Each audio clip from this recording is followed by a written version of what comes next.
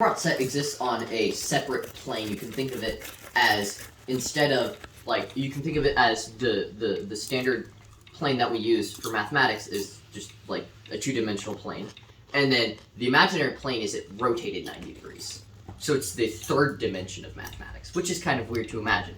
But that consists of the x-coordinate, which is normal, and then the y-coordinate, which is shown as quantities of I, or square root of -1. And that's how the Mandelbrot set is calculated, by running every coordinate through a calculation. So the equation is z squared plus c, where c is the constant, or c is the point on the imaginary plane. So you have the real axis, which is -infinity to +infinity, and then the imaginary axis, which is -infinity times I, and then +infinity times I. And you can get a single number from any coordinate on the imaginary plane by adding the imaginary value to the real value. So a coordinate like what would normally be 1, 1, or like x1, y1, would be 1i plus 1, or the square root of -1 plus 1. And using this, you can do calculations with it. So from the Mandelbrot set, which is an infinite fractal, that's cool, for each iteration, you square the previous iteration and then add the coordinate. So for the coordinate 0, 1, first it always starts with the coordinate, so it would be 1 squared plus 1, which becomes 2, and then 2 squared plus 1, which becomes 5, and then 5 squared plus 1, which is 26, 26 squared plus 1, which I don't know.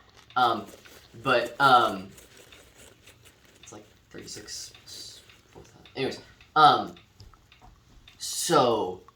Is the radius around 2? Yeah, so the way the Mandelbrot set is calculated is you can graph that point traveling, and if that point ever leaves a circle with a radius of 2, or 2i, because it's technically would be squished in the real plane, because the square root of -1 wouldn't be like a multiple of 1, but whatever.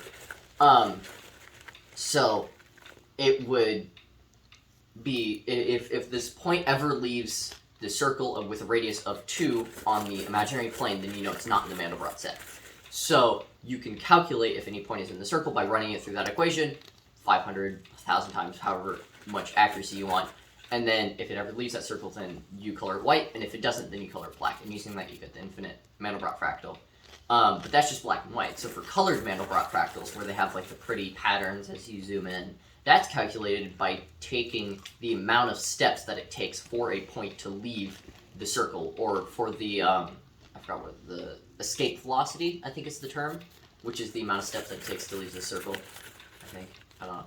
But, so you can color that based off of how many steps it takes, and you get really pretty rainbows and stuff. And then there's also a thing called the Mandelbrot set, which is... It kind of looks like a nebula, and you can calculate it by creating a heat map of the location of every point on the Mandelbrot set. Mm-hmm. So as the point bounces around, if it stays in the same area, you mark it as 1, and then you can apply that as like the alpha setting of each pixel to make it brighter the more times that a point lands on it, and then you can scale that with colors, so like a darker color would be closer to blue, and then a lighter color would be closer to red, and then you get something which is really pretty, like that. You know.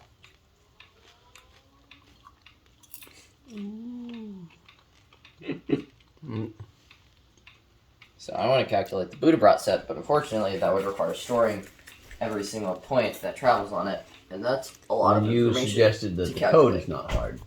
The code for the Mandelbrot set, which I've already coded that, but the Mandelbrot set would be very difficult. Okay, I think. Can you give me some rough, like you said? Mandelbrot set can be calculated in 10 lines of code, and the Mandelbrot set, I have no clue. I don't even know how I would begin to do it. Interesting.